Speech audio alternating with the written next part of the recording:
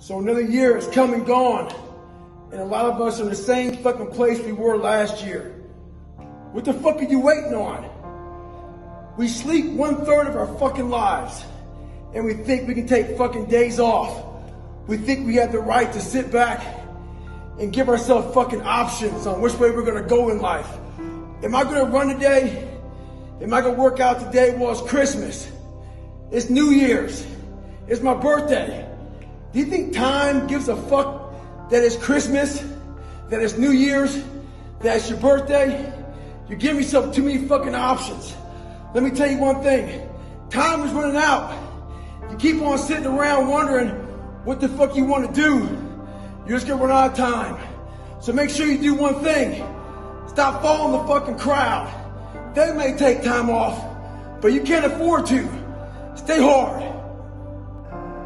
My success in life was I was able to see myself at the end of a very difficult task before I even started it. When I was 297, out of shape and afraid of water, I was able to see myself at graduation as a Navy SEAL. But as time went on, I kept on getting rolled back to day one. And every day got longer and longer. So what I had to do was I had to take this big chunk and make it small. So I became the master of the one day that I was living. We have to do that now. We don't know when the end is coming to this. So we gotta master that one day. It may keep on getting pushed back day after day. If you master that day and want to be harder and stronger, you'll figure it out. Stay hard. I get a lot of questions. People asking me for help. So I asked them, what have you done to help yourself? Most of them say, I've been working hard. I'm all about being your own fucking hero, but I'm not about kissing your ass. In life, a lot of us believe that we're working much harder than we actually are. We think if we fucking got up early for 4 days, we've earned something. You gotta drop your entitled mindset. It's dead weight. We believe we work harder than we actually have. Trust me, most of us haven't. The one thing in life you gotta realize is this. Learn to help yourself. Don't count on other people to help you. Stay hard. What statement are you making? The psychology of savagery. I wasn't the best runner, but what I did was I found the work schedules out of my competition, and I made sure they saw me running day and night. I tried to get in their fucking heads. I got a video the other day of this UFC fighter, Ferguson. This motherfucker weighs in, and the UFC is fucking canceled. He wasn't just weighing in.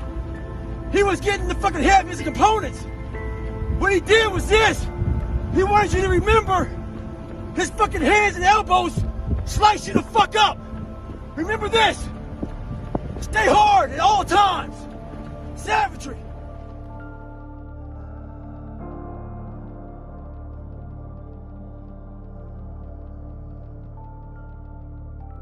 There's a distinct difference between a champion and someone who's just good.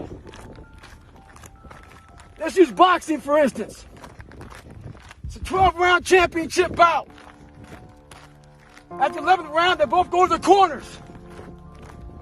Someone that's good sits there and thinks to himself, I fucking have given everything I have. Hopefully, I can get through the 12th round. A champion, he sits in that corner while all of his people are talking to him. He didn't hear shit. All he's thinking about is, I have to find what I haven't given. It's that mentality that truly separates the champions from the motherfuckers who are just good. Stay hard. A buddy of mine calls me the other day and says he's having trouble running past 8 miles. This is a guy who can run 30 miles any time of the day. So I tell him to come out to my house. and we'll get some runs in. So he comes out, he goes, man, I'm telling you, I can't run past 8 miles. But I realize in his life, he's added a new kid, more responsibilities at work, all this stuff. He's not thinking about this, I am. So I take him out for a run. We get 30 minutes into it. How far are we going, Goggins? I ain't tell him. Get an hour into it, I ain't tell him. Hour and a half into it, didn't tell him. So soon he shuts up. We run 3 hours. The guy does fine. Next day we go out there, he's able to run 20 miles again. So this is what happened to him. His circuit breaker blew. Our minds are very similar to circuit breakers. When they blow, you gotta figure out what it is. Sometimes you just add it too much to your fucking plate. Go back in your mind and figure it out. Stay home. If you can dream and not make dreams your master. We all have dreams. I had them when I was younger. So I figured the best place to make those dreams come true are in isolation. So I walked into isolation as David Goggins, but I walked out of isolation as Goggins. Where you become a savage is in isolation. When you're training for a big MMA fight or just a boxing match, you don't stay outside of isolation. You go in isolation. And that's when your mind changes. That's when your focus changes. Your dedication changes. Don't use this time to fuck up your mind. Use it to gain strength, gain focus. Isolation is the key to strengthen your mind. Come out a savage. The book is outstanding, and you know it's more than just sitting across from you and you telling your story is one thing, but this long, detailed history of how you became to be the person you became. I think it's very educational for people because they can realize, like, oh, he wasn't always this guy. This is what's fucked up about people. Like, you see a guy who's like you who runs, I mean, how many ultra marathons did you run in a row? You ran some insane number. I think it was, I ran 800s in 8 weekends in a row. Just stop and think about that, ladies and gentlemen. 800s means 8 100-mile races. 8 weekends in a row. A 100-mile race will put you out for fucking 6 months. You know, and you ran 8 of them, 8 weekends. It's a fucking insane accomplishment. It was nuts. You think about a person like that, you think of them as in this like static, fully formed version. You don't usually get to see, and especially someone like you, who you went into so much depth about your rise and fall and rise and fall. It wasn't like a straight linear process between you getting inspired and then you becoming this bad motherfucker. No, it wasn't like what's that show called that Will Smith plays, that black guy who kind of makes it in the financial world. Pursuit of Happiness. I never saw that. Yeah, it's a great movie. It wasn't like Pursuit of Happiness, man. Like where the guy struggles and he gets over it and he makes it. Yeah. I fell on my ass. I thought I got to the top of Mount Everest, and Mount Everest just fucking slide right underneath me, man. I was like, God, dog, I gotta start from scratch again. Scratch became my friend, literally, man. So, you know, that's how you put in the book, man. Just going up, going down, going up. Just a real raw version of how my life was. It was so in depth to go back through your life with a fine-tooth comb that I almost got embarrassed to even put it out there to people. Yeah. That's what you don't understand, man. Like, even me right now to talk to you, I'm in the car for a fucking hour getting pumped up because I'm a shy, introverted, leave me alone type of guy. Like, I'm still that motherfucker who is 6 years old, you know, at a play, who can't say his line because I know I'm going to stutter in front of 5 people. So I walk off the stage. That's still me. So every day I'm fighting that dude. So people think, oh my God, man, you're on a podcast, you look so crazy, so evil. No, I'm trying to be locked into Joe. So my mind isn't veer off saying, let's run out the damn door because people are watching me on the fucking podcast. I want to open this damn door and get the hell out of here, man. So that's the real me. So I'm not sadistic, man. I'm focused on what I have to do to stay locked into the game of life. And that's what I tell people, man. I go there. I go there. That's one of the reasons why this book is so good, is because you're so honest about your vulnerabilities and how you overcome them. And for people that see someone who's a beast, who's done great things, you just assume that they're different than you. But then you hear about your insecurities and your pitfalls and all the things that went wrong with you, and you realize, well, God damn it, those are the same things that go wrong with me. Like, maybe I have that inside of me and I've just never summoned it. And I'll tell you this, I started really realizing that when I started overcoming myself. I started getting around these real alpha males, these hard men. And I always put people way above me when I was growing up. Like, my God, they had to have a lot more than me to get to where they're at. And a lot of them did. But once you get around the best of the best of the best people, you can kind of start breaking them down and realizing, man, you're just as fucked up as me. Like we all have, but all you did was you hit it better. Your upbringing, your mom and dad, your society, the way you were raised, it hit it better than mine. You weren't the only black kid, or there was like 5 in a school.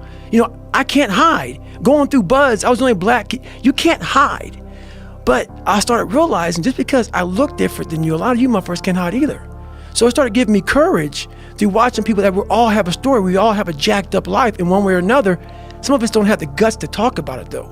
And that's where I found the guts to talk about mine. Well, there's purity in physical pursuits, right? Because it doesn't matter what your social status is. It doesn't matter how people perceive you. When it comes down to how long can you stay in that pool, when it comes down to how far can you run, right, when it comes down to how much can you push yourself past the part where you want to quit, right, how far can you keep going? There's a purity in that it dissolves social order, all that bullshit, what people think about you goes out the window. It's who are you right now? That's right. Who are you right now? That's a true statement, man. And I look at it as psychological warfare. And that's where I started learning that life is one big psychological warfare that you play on yourself. You play on yourself, man. The most important conversation I ever had is with myself. And the shit I was telling myself was so fucked up. It was so wrong. It was so misguided. And other people start to write that dialogue for you also.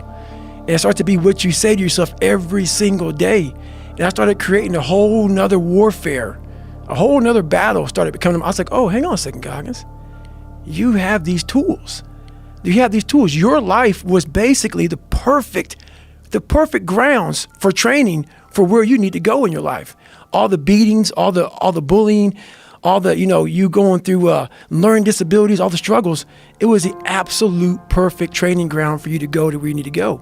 And that's how I started looking at my life versus woe is me, poopy pants, kick a rock down the street mentality. It was, nah, God just hooked you right the fuck up. He hooked you right up, man, with the perfect place. You were training for the first 18, 19, 20, you were training for this stuff, man. You have the advantage of everybody else versus, my God, they're so above me. They came from a great family. Mom and dad love them. They didn't have to learn, they didn't stutter, they didn't struggle. No, man, your struggle is what made you who you are now. So I started flipping this into a whole different, I started being a master of what I was scared of. I was scared of my mind. And I became literally a master of that mind. And that's what from now on, it sets me apart from most people. I started diving into that. Well, that is a big part of the stories when you go over your childhood and, your abusive father, and then having this great guy that was going to become your stepdad, and then he gets murdered. It's like right when you're about to get out of it, everything looks good, boom, and then he gets murdered. It's like these things really did sort of set you up to start from scratch again and just go, okay, roger that, we start from scratch. And now you have that attitude. You developed it through all of these horrible personal experiences, all the trials and tribulations, all the evil shit that people try to do to you. That sort of set you up to be able to deal in a way that a lot of people can't. Well, I used to look at my life from a different vantage point. And when you're in all the muck and you're just walking in muck and walking in muck and walking in muck, you don't see that if you look off to the fucking left of the muck, there's a sidewalk, brother.